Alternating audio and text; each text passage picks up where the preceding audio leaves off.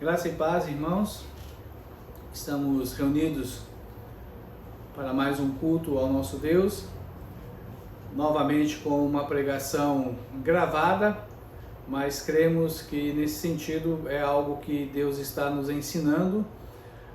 Temos que respeitar nossas autoridades, temos que entender o momento que vivemos, não só nesses dias por causa do apagão, mas também pela volta com certa força do coronavírus. E segundo alguns especialistas, até a primeira fase já com uma certa distinção de rapidez.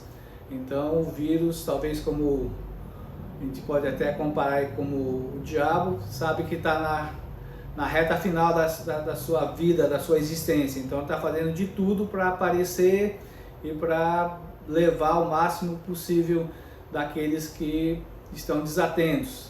Então, como igreja, estamos aí pensando nas coisas que devemos fazer, e então nesse sentido queremos começar mais uma pregação na nossa série no livro de Amós, esse profeta que a cada domingo nos parece mais contemporâneo, muito mais próximo da nossa realidade. Mas vamos orar agora nesse momento. Nós te damos graças, Senhor Deus, porque estamos reunidos, porque estamos cultuando ao Senhor, mesmo essas dificuldades que ora vivemos, do apagão, da volta do coronavírus, mas cremos que o Senhor é soberano sobre todas as coisas.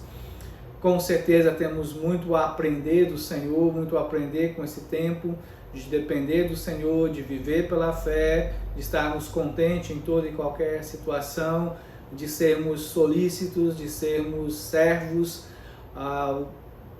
fazendo e pregando o amor àquelas pessoas que estão ao nosso redor. Mas agora pedimos que o Senhor fale ao nosso coração por meio do profeta Amós, daquilo que ouviremos do Senhor através da Tua palavra. Abençoa essa palavra nos nossos corações, traga refrigério, traga exortação, traga expectativa real e verdadeira para nós que somos crentes e aqueles que não são teus, que estão ouvindo e vendo essa pregação, que o Senhor fale a essas pessoas e convença-os do juízo, do pecado e da justiça. Oramos no nome do Senhor Jesus. Amém. Hoje trabalharemos aí com Amós, o capítulo 5, os versos de 18 até o verso 6. Na verdade, vamos ficar hoje só com uma primeira parte, que fica só no capítulo 5, dos versos 1 até do verso 18 até o verso 27, porque senão a pregação ia durar umas 3 horas mais ou menos. Então resolvemos fazer uma mudança com relação à estrutura dessa pregação, que originalmente estava preparada para ser até o verso 14 do capítulo 6, mas por questão de tempo vamos ficar somente com o capítulo 5 de 18 a 27. E nesse sentido entendemos que o profeta nos chama, nos convoca para pensarmos aí como esse Deus da providência, o Deus que nós cremos, no sentido criador, soberano, sustentador, ele não poupará a próspera nação ou reino de Israel, castigando-a por sua religião falsa. Já temos visto, já temos falado sobre isso. Por quê? Porque baseada na quebra dos preceitos morais, essa é a razão do julgamento. Mas como é que nós, os eleitos da igreja, somos alertados para não vivermos uma vida de insensibilidade na área social, na prática das coisas sociais e nem na nossa adoração. Então olhamos dessa maneira e pensamos realmente nesse momento que vemos aí nesse bloco que vai aí do capítulo 5, 18 até o 6, 14. Na verdade são dois discursos que tem esse chamado estilo de ai, ou seja, ele pertence a uma maneira da literatura, principalmente daquilo que os profetas faziam no passado, como é que eles trabalhavam isso. Então o significado da palavra ai na Bíblia está muito ligado à questão da lamentação, da dor, dos pesares, pode ter uma certa conotação também de condenação ou juízo, e nós vamos percebendo e vendo isso. O Novo Dicionário Internacional de Teologia, ele fala basicamente de que Essa é uma expressão onomatopaica, ou uma palavrinha difícil, né, para falar aí, realmente de mostrar essa questão de trazer na palavra a ideia de dor, a ilustração de de raiva. No Novo Testamento nós também pensamos nisso, vemos essa questão muito mais ligada à ideia de tristeza, uma tristeza compassiva, muito mais do que condenação. Então é nesse sentido que nós vemos lá Mateus capítulo 21, Lucas capítulo 10, verso 13, aonde o Senhor Jesus repreende cidades como, por exemplo, a de Corazim, a Betsaida e Cafarnaum. É um lamento, é um ai do Senhor Jesus sobre essas cidades. Então o que nós olhamos? Que esses dois ais, aí então entendemos uma adoração maléfica, que é o que nós vamos hoje tratar, aí no capítulo 5, verso 18 até o verso 27, e semana que vem, capítulo 6, verso 1 a 14, que é o segundo ai, contra a arrogância, a insensata que aquelas pessoas estavam tomando. O que nós pensamos, o que nós olhamos e como nós vamos tratar isso. E podemos aí então, inicialmente, ter algumas perguntas para todos nós. Como é que a IBD, o nosso culto dominical, ele tem relação com aquilo que nós fazemos durante a semana? O nosso comportamento, a nossa conduta, as nossas ações tem relação com a nossa adoração? Será que bastaria simplesmente frequentar a IBD, os cultos, os departamentos, dar dízimos, dar ofertas, para que Deus, muitas vezes o pastor e a liderança da igreja, fiquem satisfeitos conosco ou com você? Olhando para esse texto aí de Amós 5, 18 a 24, dizemos que não dá para separar o pessoal, o particular, do culto diário e do louvor ao Senhor, do nosso culto congregacional, do nosso ajuntamento como igreja. No culto, nos nossos ajuntamentos espirituais, EBD, culto de oração, reunião de departamentos, nós expressamos na presença de Deus tudo que nós somos e aquilo que nós praticamos. Diante do nosso Deus, nada fica escondido. Vamos lembrar de Romanos 12, verso 1, que diz que devemos oferecer por inteiro a Deus a nossa vida, o nosso coração, como um sacrifício vivo e que seja dedicado para o serviço do Senhor. Hebreus capítulo 4, versos 12 e 13 também fala que a palavra de Deus é viva, poderosa, e ela vai realmente ter essa capacidade de discernir, de separar alma de espírito como se fosse possível. Por quê? Porque ela vai até o íntimo das pessoas, dos pensamentos, dos desejos, e expõe isso diante do nosso Deus. Ou seja, tudo que nós fazemos não pode ser escondido de Deus. Não é escondido de Deus. Às vezes até o pecado tenta nos enganar, o diabo se alia a isso, achando que nós podemos ter uma vida reservada, escondida da pessoa de Deus.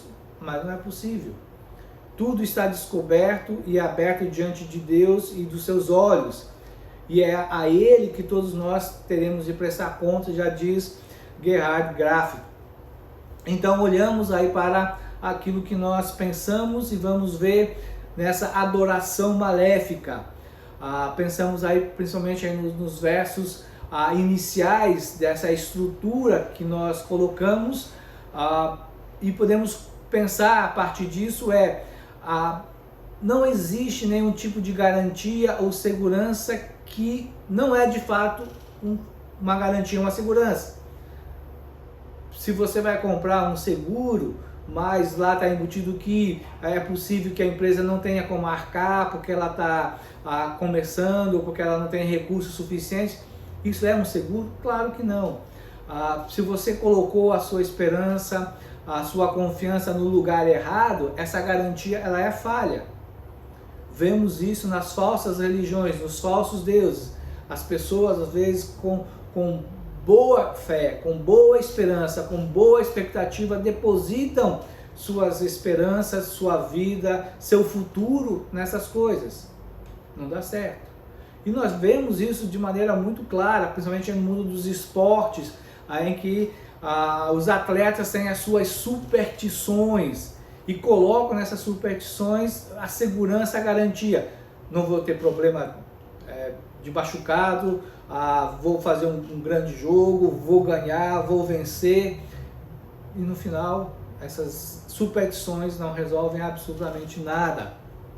Então, o discurso que Amós nos traz, realmente pode dizer que pode haver pessoas que estão totalmente convencidas de que são salvas, porque elas vão à igreja, porque elas dizimam, porque elas cantam, porque elas gostam de estar na presença de outros irmãos, esperam a volta do Senhor Jesus, mas realmente a vida delas não é de Jesus. Então é uma falsa esperança, uma falsa garantia.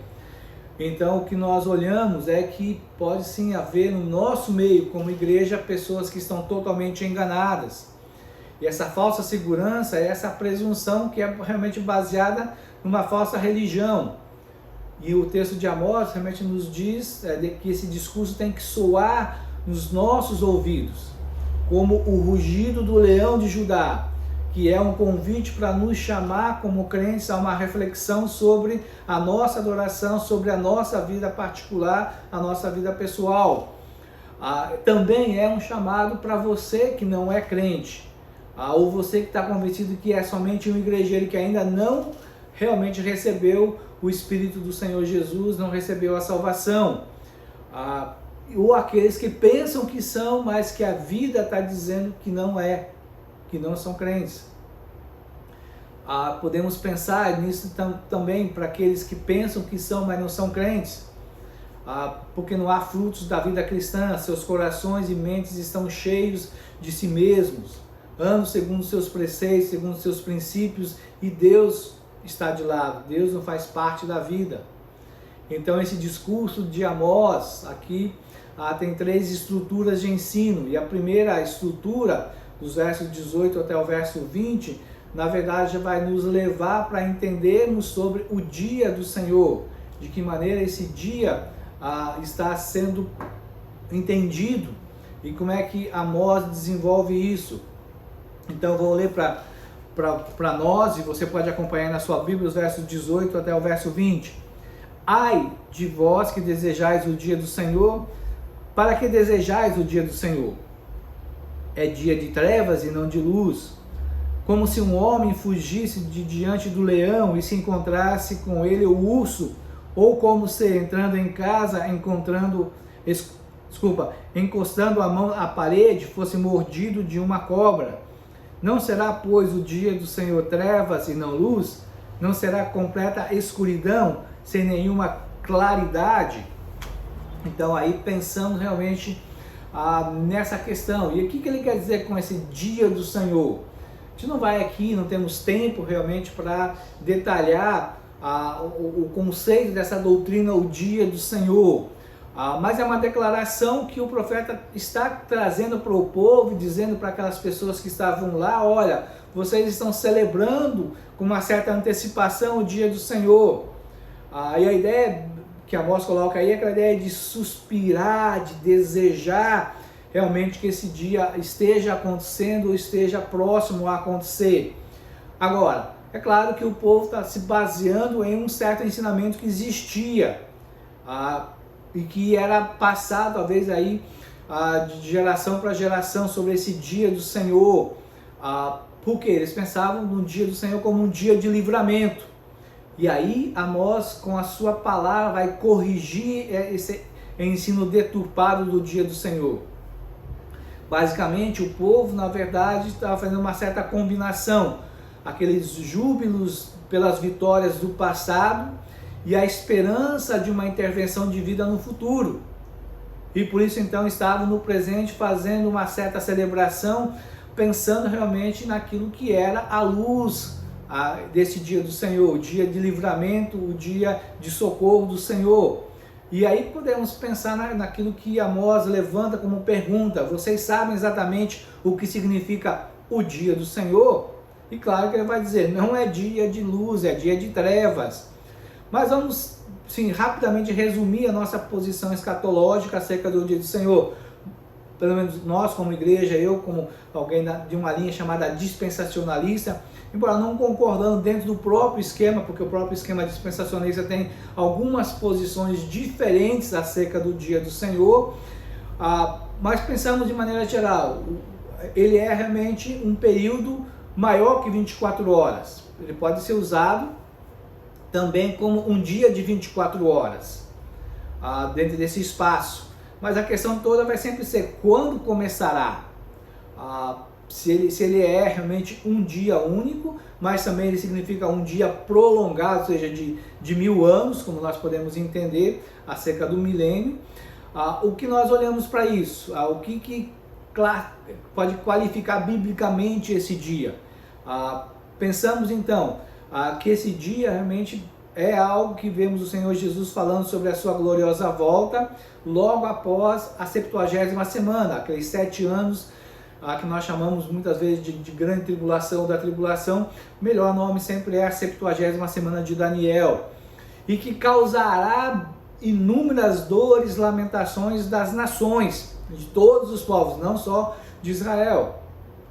E essas nações que são descritas lá em Apocalipse seguem esse mesmo comportamento que o povo de Israel estava vivendo no dia de Amós, uma total indiferença, presunção, altivez, um comportamento encharcado do pecado. E dessa maneira então que nós olhamos, que essas pessoas não estão realmente preocupadas muito com Deus. O Senhor Jesus, na verdade, deixa muito claro que essa destruição futura não classifica o dia do Senhor como o arrebatamento, ou seja, no início da 70ª semana. Embora tenhamos alguns bons defensores dentro do dispensacionalismo que dizem que o dia do Senhor inicia com o arrebatamento. Particularmente não creio, não sigo nessa posição, mas respeito porque são pessoas que têm boas bases, mas eu creio que o conjunto melhor é entendermos que o dia do Senhor começa com a sua volta. Ele é tanto um dia, no sentido de 24 horas, quando o Senhor Jesus vem, ele vai fazer guerra contra o anticristo, contra o falso profeta, contra os povos que se levantam contra os seus eleitos, guerreará, matará a muitos, aí podemos dizer ali daqueles que morreram, e também aí no sentido do período de 1000 anos, o Senhor julgará aqueles que não morreram, e aqueles não crentes que não morreram serão levados para o inferno, transportados para o inferno, porque não terão lugar na passagem para o início do reino milenar do Senhor Jesus, em que somente crentes, tanto de Israel quanto de muitos outros povos, entrarão para o período dos 1000 anos, que também é realmente parte do dia do Senhor, que começa então com a segunda vinda do Senhor Jesus em poder e glória, e terminará no momento em que Satanás terá uma rebelião final, e o Senhor então realmente fará com que todos esses não crentes sejam condenados ao juízo eterno, que termina o julgamento do trono branco. Então, pensando e olhando essa questão, olhamos Amós uma relação também com o Novo Testamento, para tentar autenticar esse dia do Senhor que nós cremos. Mateus 24, verso 30 diz exatamente que o contexto nos deixa claro que depois da grande tribulação, a grande tribulação nas palavras de Jesus é a segunda metade. Jesus divide essa 70ª semana em duas partes: o princípio das dores, 3 anos e meio, e os 3 anos e meio seguintes como a grande tribulação. Então, o que nós vemos é realmente baseado em Isaías, Joel, Zacarias, que esse dia do Senhor trará realmente muitas dores. O Senhor Jesus pisará o Monte das Oliveiras e ele rachará, haverá realmente alterações geológicas. Então, dessa maneira, podemos finalizar de maneira assim, bem rápida naquilo que esses profetas do Antigo Testamento falam, que o Senhor Jesus fala, aquilo que Paulo fala em 1 Tessalonicenses capítulo 5, versos 1 e 2, e Pedro na sua segunda carta, capítulo 3, em que nós também entendemos então que esse dia do Senhor, que é o momento em que então Pedro nos coloca que o mundo que nós temos aí está entesourado, está guardado para fogo e enxofre. Então, quando o Senhor Jesus vier e destruir o anticristo, ou aprisionar o anticristo, aprisionar o Satanás, o que acontecerá? Esse mundo passará por uma transformação, assim como aconteceu com o dilúvio. O dilúvio veio e mudou o mundo antes de Noé para o mundo que depois é o que nós conhecemos hoje. Então, quando o Senhor Jesus vier também, Pedro diz que haverá sim essas catástrofes. O mundo não acaba, o universo não acaba, ele é refeito. O planeta será refeito, mas podemos entender que a Terra do Milênio será aqui, será bem diferente da Terra que nós temos hoje, e a Nova Jerusalém, que é a morada eterna de todos os crentes, também ficará aqui na Terra. Basta a gente olhar aí o finalzinho de Apocalipse para entendermos isso. Então, aí como eu falei, são posições diferentes. Se você olhar, por exemplo, o John MacArthur na sua Bíblia, ele segue a posição que nós estamos defendendo. Já o Dr. Wiley, né, o meu professor Carlos Oswaldo, entende já a questão realmente que envolve o dia do arrebatamento como o dia do Senhor. Mas essa expectativa pelo dia do Senhor, tanto do Antigo Testamento quanto para nós, a igreja, é sim uma mensagem de esperança e de segurança. Então o povo na época cria nessa doutrina, nessa verdade. Mas como uma doutrina boa e correta se tornou uma falsa esperança lá para Israel, como ela pode se tornar uma falsa esperança para nós que vivemos os dias de hoje? Por quê? Porque a mentalidade dessas pessoas era o quê?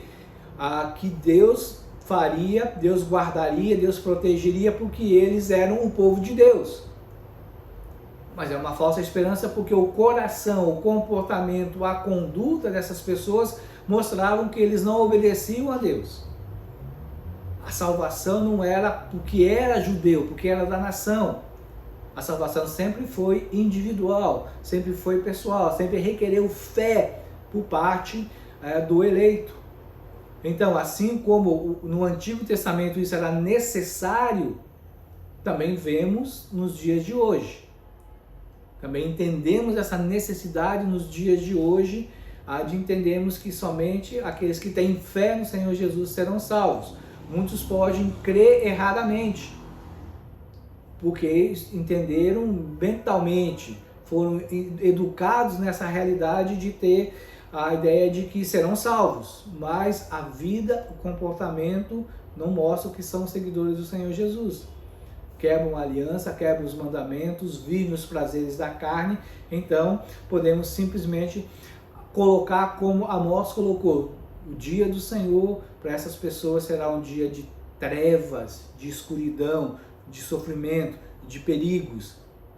E cremos que esse dia do Senhor, no caso de Amós pregando, também envolveu o momento em que os assírios chegaram lá entre eles e saquearam, mataram e levaram cativos o povo de Israel.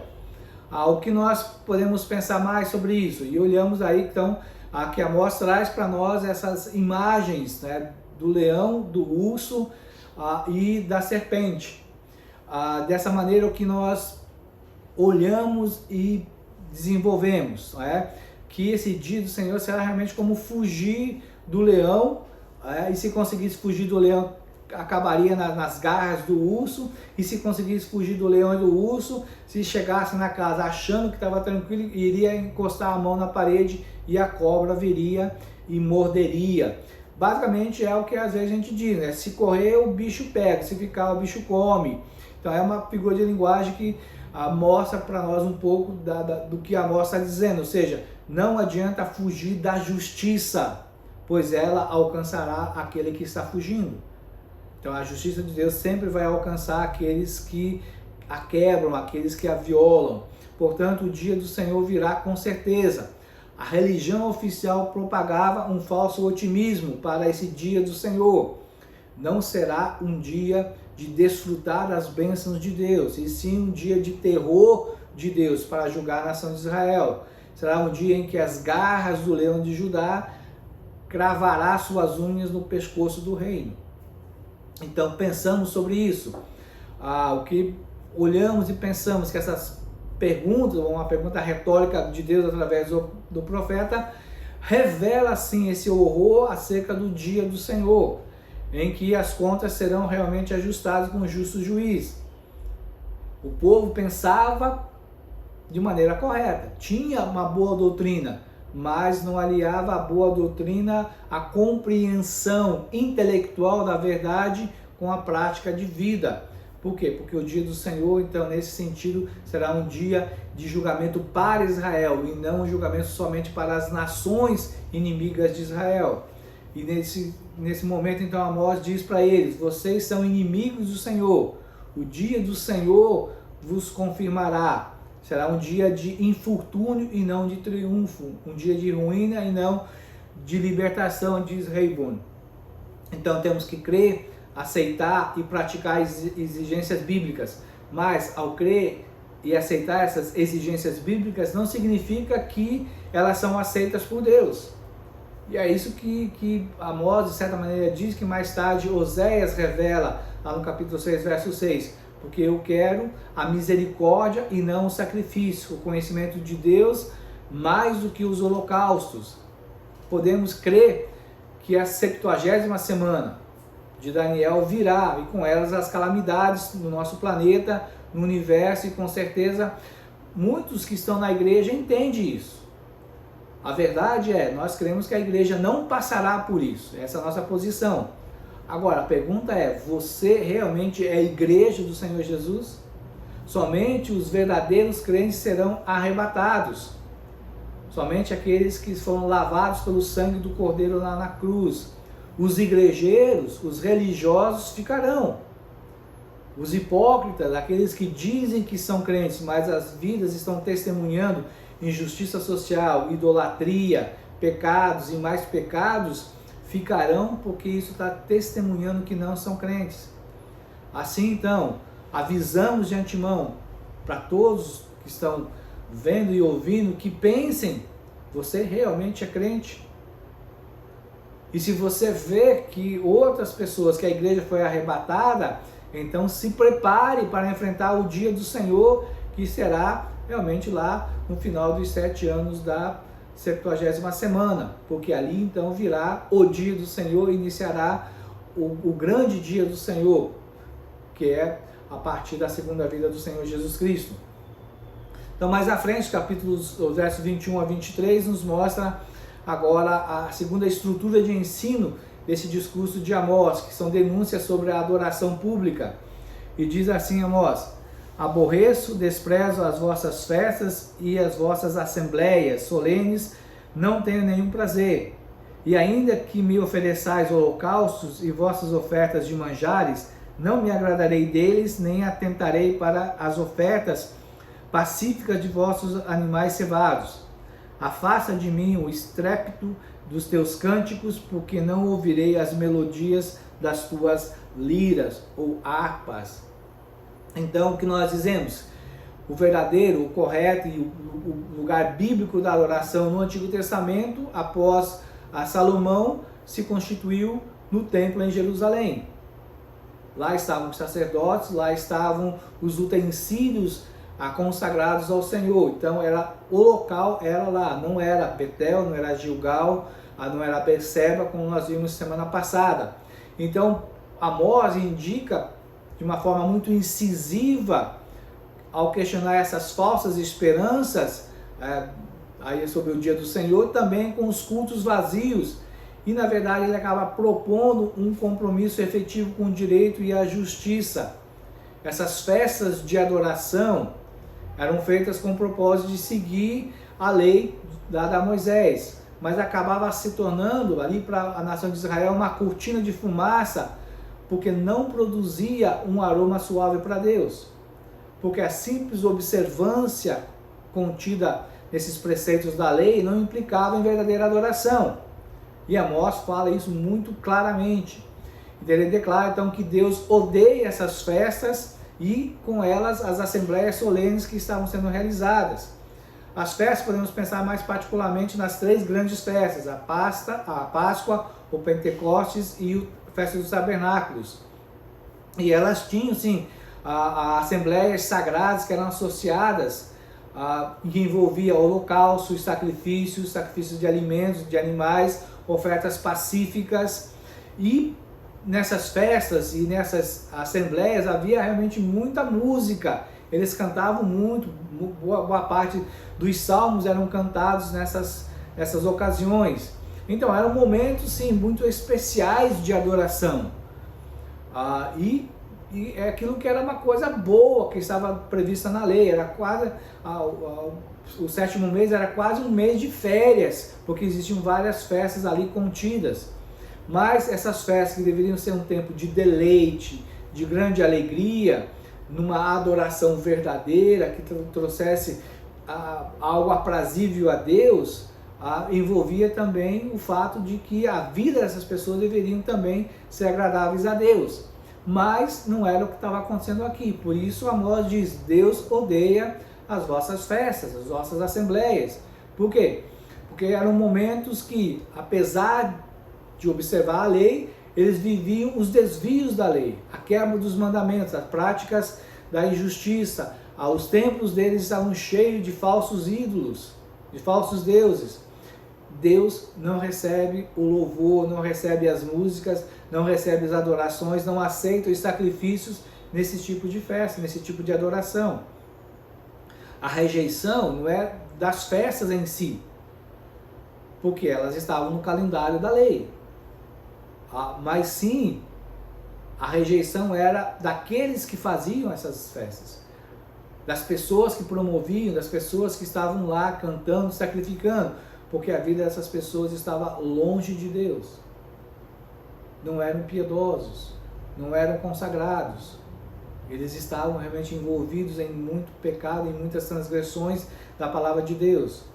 E aí então olhamos e pensamos numa frase que diz aí o Goethe, ele diz: não podemos viver dizendo que amamos e honramos a Deus e então ignorá-lo, de modo que a nossa vida, a maneira como nós vivemos e nos relacionamos com outros, mostre que nós não amamos a Deus. Se nós verdadeiramente buscamos e honramos a Deus, seremos transformados por esse encontro com Deus. A verdadeira adoração resulta em mudanças em nosso coração, nossos desejos, nossas prioridades. Se nós verdadeiramente honramos a Deus, nós o seguiremos. Se nós deixarmos o nosso tempo de adoração sem mudanças, então nós estamos dizendo que nós realmente não tivemos um encontro com Deus, que nós não temos o adorado de fato. Quando nós o encontramos, quando Deus nos encontra, Ele nos muda. E a partir disso, então, que nós pensamos realmente que Deus diz: eu odeio, eu desprezo as vossas festas.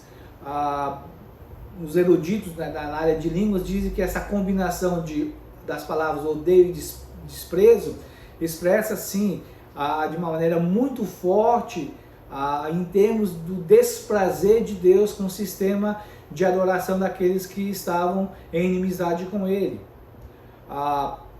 Também aí vemos que Deus diz: não exalarão bom cheiro, ou seja, federão diante de Deus. A ideia realmente é de um aborrecimento, figuradamente, que Deus não vai se agradar, que Deus não vai atentar. Por isso Ele diz: afasta de mim, não ouvirei. E a pergunta para nós é: será que Deus ouve a nossa música, a nossa adoração, a nossa oração? Jesus, na verdade, falou que um dia, no tribunal do trono branco, que é o tribunal somente para os não crentes, pessoas chegarão lá e dizer: Senhor, mas em teu nome nós expelimos demônios, nós curamos, nós falamos de ti, nós falamos em outras línguas. Podemos até ampliar essa lista dizendo assim: alguns chegarão dizendo assim: eu fui missionário, fui diácono, fui presbítero, eu fui pastor, eu toquei no grupo de louvor, fui professor de escola dominical, muito dedicado, eu dei dízimo, dei muitas ofertas, eu ajudei pobres, necessitados, doentes. E a resposta naquele momento será a mesma do Senhor: apartai-vos de mim, eu nunca vos conheci, eu nunca tive um relacionamento com vocês.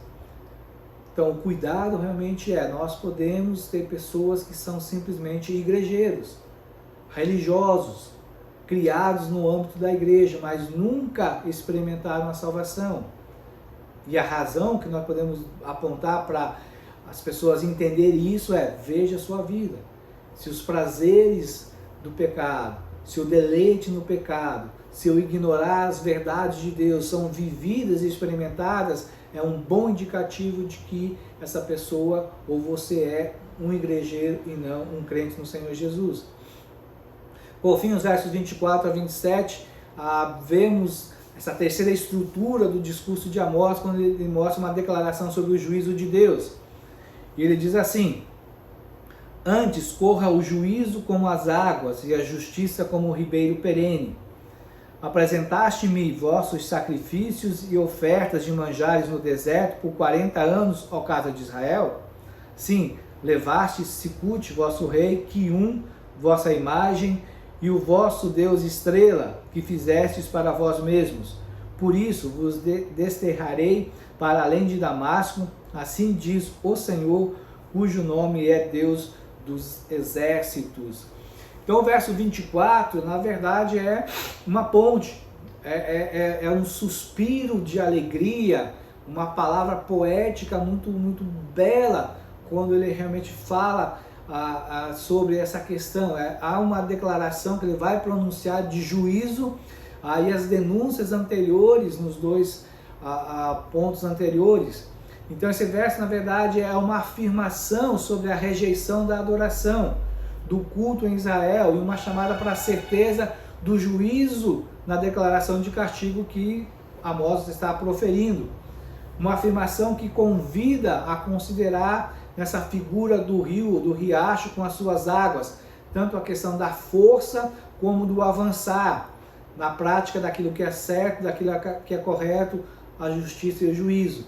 Pode ser aquela palavra de dizer: parem e pense, há tempo ainda de vocês voltarem atrás. Você que pode realmente escutar, Amós está dizendo: se arrependa dos seus pecados, deixe as suas injustiças, se volte para o Deus de Israel, volte a praticar os mandamentos e a lei do nosso Deus. Mas também pode ser um verso para nós que somos da igreja, para pensarmos sobre as nossas práticas de justiça e a nossa maneira de vivermos, a nossa retidão. Estamos realmente agradando a Deus?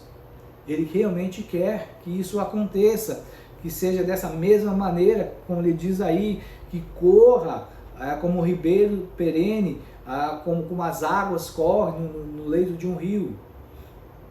O verso 25, na verdade, declara que essa prática da idolatria era um pecado que veio desde a época que eles saíram do Egito. Há séculos a nação vivia isso. A nação lá no deserto não se converteu ao Senhor. Mesmo sendo talvez o povo que maior testemunhou os grandes e poderosos feitos de Deus, lá no Egito, na travessia do Mar Vermelho, e mesmo no sustento durante aqueles 40 anos lá no deserto. A religião pagã do Egito continuava no coração do povo.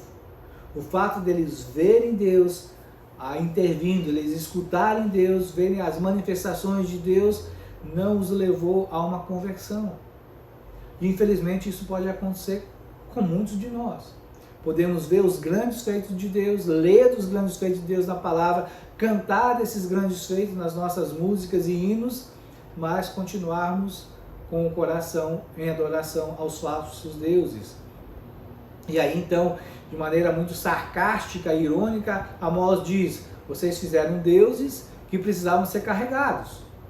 E aí então o que ele quer? Ele quer realmente chocar aquelas pessoas, diz: olha, os deuses que vocês ainda têm, ainda cultuam, eles precisam que sejam carregados, precisam colocar aí sobre um carro, pessoas têm que estar abaixo, fazendo um suporte para que eles sejam carregados, porque eles não andam, eles não se movimentam, eles não olham, eles não cheiram, eles não veem, eles não ouvem. E dessa maneira então ele está dizendo: os deuses de vocês são impotentes, eles são incapazes de se mover, e o Deus Todo-Poderoso, o Deus Onisciente, o Deus Onipresente, que vocês deixaram, que está presente em todo lugar, que sustenta todo o universo, esse Deus fará com que vocês sejam carregados por um outro povo. Assim como os deuses de vocês são impotentes, assim vocês também, de maneira impotente, serão levados por outros. Então, há algo realmente que mostra para nós como devemos pensar e trabalhar as nossas questões de vida, nossos relacionamentos, a nossa vida com Deus. E aí, então, pensamos acerca disso. Então, podemos fazer a pergunta para nós: será que a igreja evangélica brasileira é diferente do Israel para quem Amós pregou, profetizou, denunciou e descreveu as suas práticas que aborrecem a Deus? Não seria errado dizer que nós somos piores do que eles, porque nós temos muito mais revelação, temos toda a revelação de Deus. O que nós vemos? Vemos uma bancada evangélica acusada de receber propina, líderes políticos evangélicos orando ao receber propina, achando que esse mal era algo que era a bênção de Deus. Acusações de que prédios de igreja são construídos com materiais desviados de obras públicas por evangélicos que estão aí nas secretarias, estão nos poderes, pastores, né, com dinheiro na cueca, o uso de elementos pagãos como sal grosso, água ungida, óleo ungido de Israel, água do Rio Jordão, pensando que essas coisas lá da terra de Israel, coisas físicas, trouxesse alguma coisa, poderia ser bênção para quem está usando, para o prédio que está contemplando essas coisas, para as pessoas e famílias que estão fazendo isso. Na verdade não é bênção, é maldição, porque incorporar nos cultos esses adornos do templo de Israel são usados para dar uma certa credibilidade, uma maior credibilidade, maior poder aos líderes.